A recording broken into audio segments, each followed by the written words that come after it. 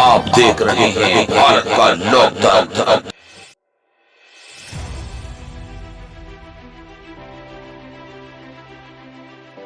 हरिद्वार दिल्ली राष्ट्रीय राजमार्ग स्थित बड़ेरी राजपूतान रोड सल्फर पर हुई किसान सेना महापंचायत। आसपास के ग्रामीण क्षेत्र के किसानों ने पहुंचकर किसान सेना महापंचायत को किया संबोधित। सभी किसानों ने एकजुट होकर सरकार से हरिद्वार दिल्ली राष्ट्रीय राजमार्ग पर अंडरपास बनाने की और किसानों के गन्ना भुगतान की मांग। थाना भादराबाद पुलिस प्रशासन ने किसान सेना महापंचायत को शांतिपूर्वक के साथ करवाया समाप्त, जिसमें एक किसान सेना महापंचायत में सभी किसानों ने मिलकर रुड़की SSDM और तहसीलदार को शांतिपूर्वक के साथ ज्ञापन सौंपा, जिसमें किसानों ने किसान सेना महापंचायत में एकजुट होकर अपनी मांगे रखते हुए कहा कि हरिद्वार दिल्ली राष्ट्रीय राजमार्ग पर बड़ेरी राजपूतान रोड सल्फर पर अंडरपास न बनवाने से आसपास के ग्रामीण क्षेत्र के किसानों को भारी संकटों का सामना करना पड़ रहा है, जिसमें किसानों को 5-6 किलोमीटर का दूर का सफर तय कर अपने ग्रामीण क्षेत्र में जाना पड़ता है। जिसमें सभी किसानों ने यह भी कहा कि अगर इस हरिद्वार दिल्ली राष्ट्रीय राजमार्ग पर अंडरपास बनाने के लिए NH हाईवे अगर फैसला नहीं लेती है तो जल्दी आसपास के ग्रामीण क्षेत्रों के किसान एकजुट होकर कर सकते हैं हरिद्वार दिल्ली राष्ट्रीय राजमार्ग पर चक्का जाम। देखिए यह रिपोर्ट।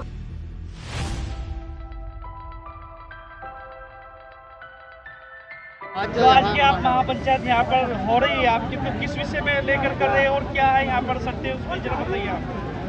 भैया NHI वैसे तो पूरे देश की सरकारी संस्था भ्रष्ट हो चुकी है, इस सरकार में कह लो अगले सरकार में कह लो। हमारा मुद्दा ये है कि यहाँ से आपका ये सामने आपने देखा होगा ये कौन सा कट पड़ता है, बस बड़ेड़ी कट जो है आज तक इन्होंने ये कट दिया नहीं है। यहाँ के लोग बाग 1-1.5 किलोमीटर आगे जाते हैं और 1-1.5 किलोमीटर पीछे से लेकर आते हैं। ये क्यों कर दिया? कहीं ऐसा तो नहीं पूंजीवादियों के चक्कर में? इसीलिए हमने नक्शा मंगाया है और बार बार ज्ञापन देने के बाद बहरी सरकार सुन नहीं रही है, इसलिए हमने ये पंचायत करी है। दूसरा, गन्ने की पेमेंट 2-2 साल 2.5 साल 3-3 साल हो चुके हैं। NHI की बात करें, जमीन ले ली है, आज तक उनका पैसा वापस नहीं किया। पैसा दे विद इंटरेस्ट दे। ये सारी मुद्दों को लेकर हमारी चर्चाएं हैं। वैसे तो 5-6 बिंदु हैं, जिसमें बिजली के बिल के ऊपर भी है। इसके अलावा आपके कलियर शरीफ का जो आपका यहाँ बस स्टैंड होना चाहिए उसके ऊपर भी मुद्दे हैं। मुद्दे कई हैं, किसानों के मुद्दे चलते रहेंगे।